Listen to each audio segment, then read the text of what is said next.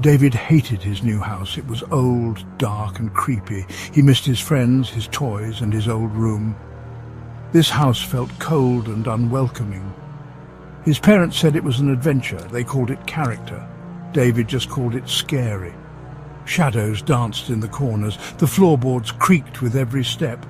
One room at the end of the hall had a lock on it. David's parents wouldn't tell him what was inside. Just an old storage room, his dad had said. David wasn't so sure. That night, David lay awake in bed. The house groaned around him. He felt a chill and pulled his blanket tight. Something was wrong with this house. He could feel it.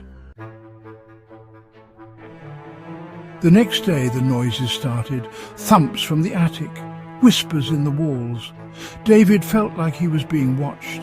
He told his parents, but they just smiled. "It's an old house, David," his mum said. "It's settling." But David knew better. This wasn't settling. This was something else, something unsettling. One afternoon, David heard a crash from the locked room. He froze, his heart pounding in his chest. He tiptoed to the door and pressed his ear against it. Silence. Then a soft, humming sound. David's breath caught in his throat.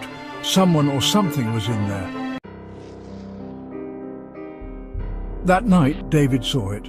A figure in the hallway, tall and shadowy. It glided towards his room. David wanted to scream, but no sound came out.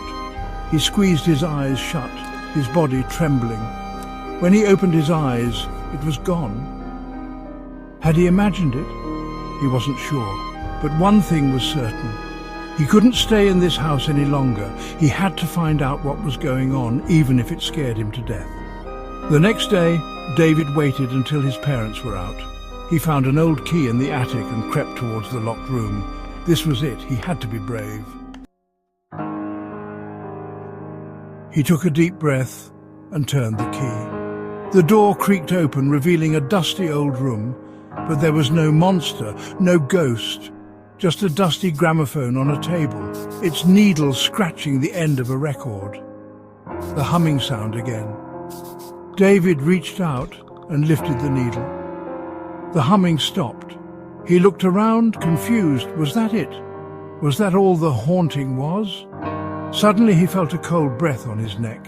He spun around. There, floating behind him, was a translucent figure, a sad smile on its face. It pointed at the gramophone, then at David, and nodded.